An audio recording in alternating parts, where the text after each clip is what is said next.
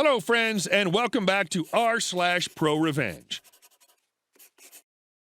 Today we have a brand new set of great stories for you to enjoy.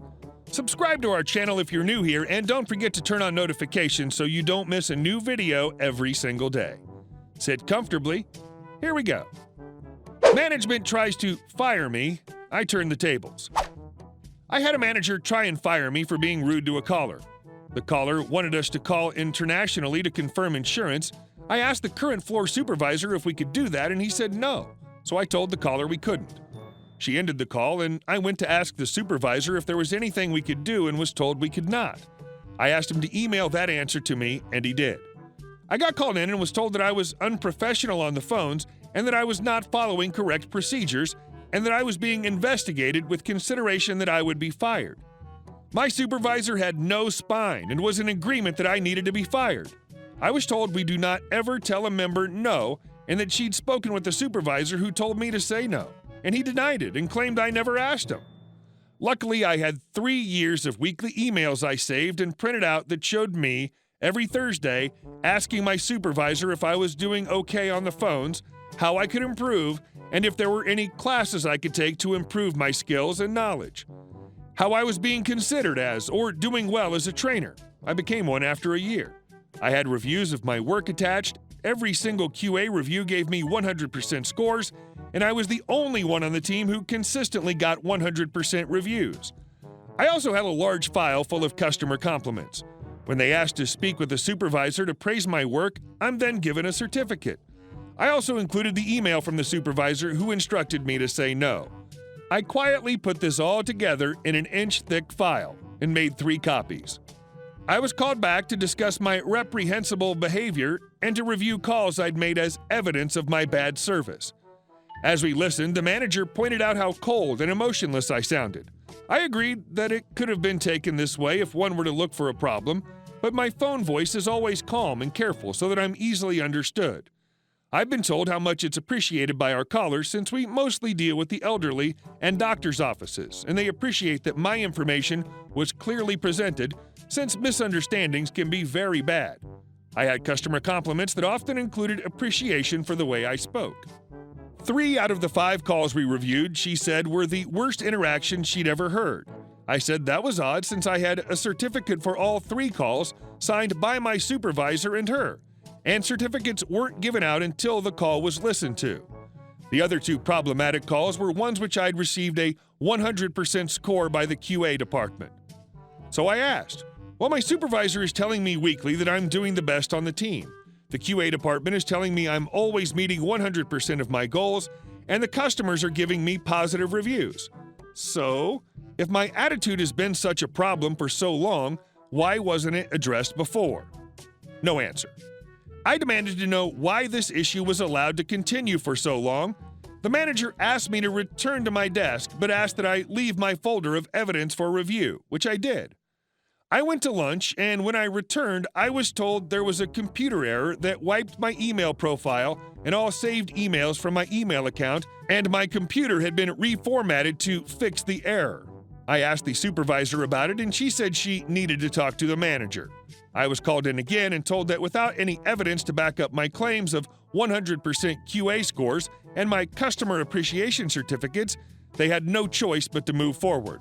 I asked where my printed copy went to, and manager claimed she didn't have it and that I'd never given her a copy.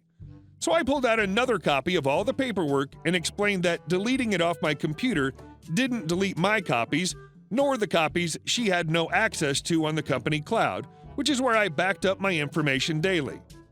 Something that was so uncommon, the supervisor didn't even know it was something we could do. I then asked for an HR representative, and the manager said I waived my right to having an HR rep present when I didn't ask for one at the start of this mess. I said the matter should be put to rest, and manager said she was the one who decided this, as she was the one in charge. She handed me a write-up and demanded I sign it.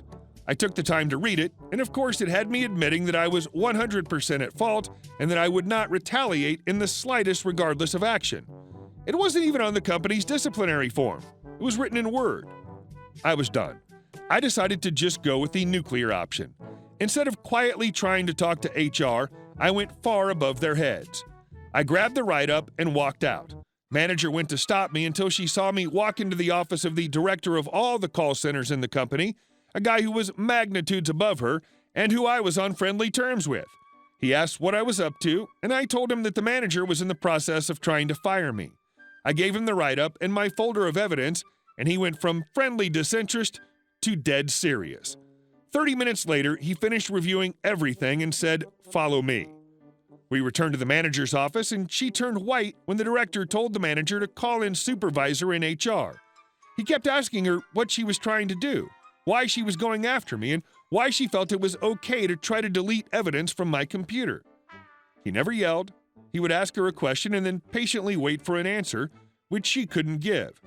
Whenever she would bring me up or look at me, the director would say something like, "No, don't you look at him. You and I are talking right now." When supervisor arrived, he did the same to her. No answers, just stammering and half excuses.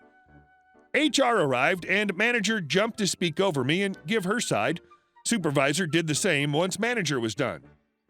They were clearly trying to run out the clock since HR was a small department and had blocked out time for meetings. I finally mentioned this, and the HR person said that they had canceled all other meetings today, and she would be there as long as it took to get to the bottom of the issue.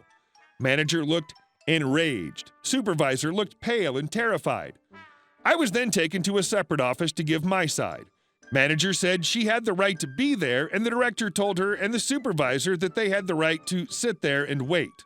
Both were told they were not to leave until he told them they could, because both were known to disappear and go home if any problems happened on the floor.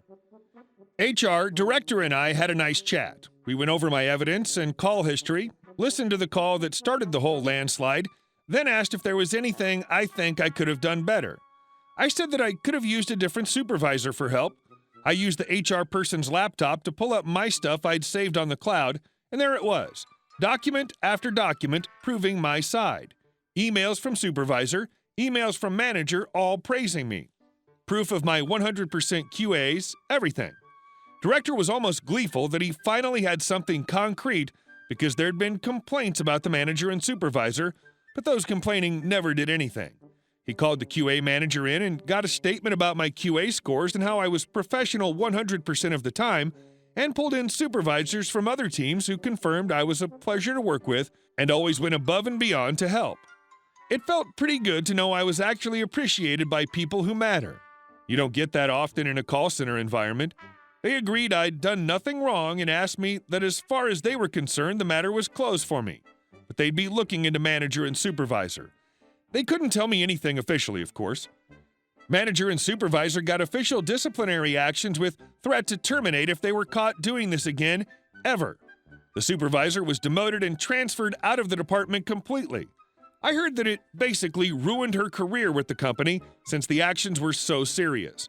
Manager ended up moving to a different office at lower pay and about 40 minutes farther from her home because her actions against me opened the floodgates against her, and she could be fired or take the far worse position. She ended up quitting after about a month. Why did supervisor and manager decide they hated me?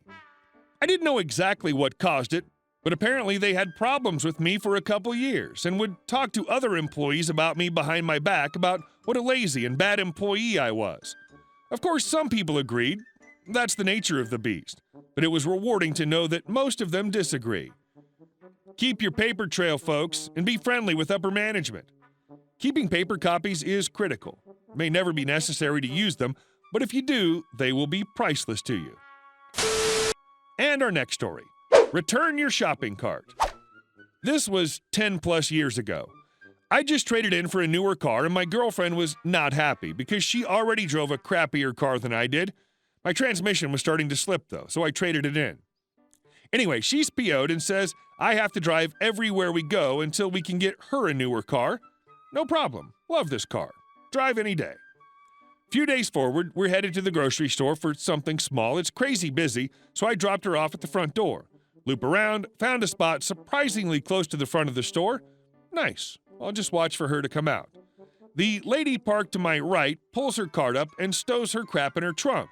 She's got that soccer mom with bolt-in booby pencil skirt look going on, so I'm just kind of spectating through my rear view and side passenger mirror. Then this Mary Kay selling bee just leaves her cart behind my car. I get out, give an 11-second stare at her in the driver's seat. 12 Mississippi. She's on the phone, just blabbing away. I walk to the back of my car and push her cart behind her car. Walk back to my driver's side and give her another look. Nothing. Jump back in and keep my chin in my right shoulder. Watching, waiting, knowing. She's still on the phone and throws that Tahoe in reverse, man, and I'm effing giggling. She checks her rear view, but that cart's tucked up her butt. Hits the gas and effing slam, crash, what was that? Phone in hand, she jumps out with a look of don't be a baby stroller fear in her face. She runs to the back of her car, and in her phone she says, holy crap, it was just my cart. This history repeats itself. Asking for it, just begging to be effed with lady, picks it up and puts it behind my car again. Go time, let's do it. I really wanted to wait for her to get back into her car and put the cart behind her again, but I was seeing red, so I called her out. The car I just bought was an 04 GTO. I fire it up, roll down the window, give a heavy rev, and lean over the passenger seat. Hey, am I good to back up? No kids or nothing back there? She looks at her cart, checks back to me. I'm wearing a gotcha bee smirk on my face. She looks at her cart again and says, you a-hole, did you put that behind my car? I'm grinning ear to ear now. Hey, a-hole, did you put that behind my car? She jumps in, backs up, and leaves with the cart still behind my car. That was great. But now I'm going to be spending too much time thinking about how many times you would have been able to move the cart back behind her vehicle before she realized what was going on. Hey guys, thank you all for watching the video, and I'll see you in the next one.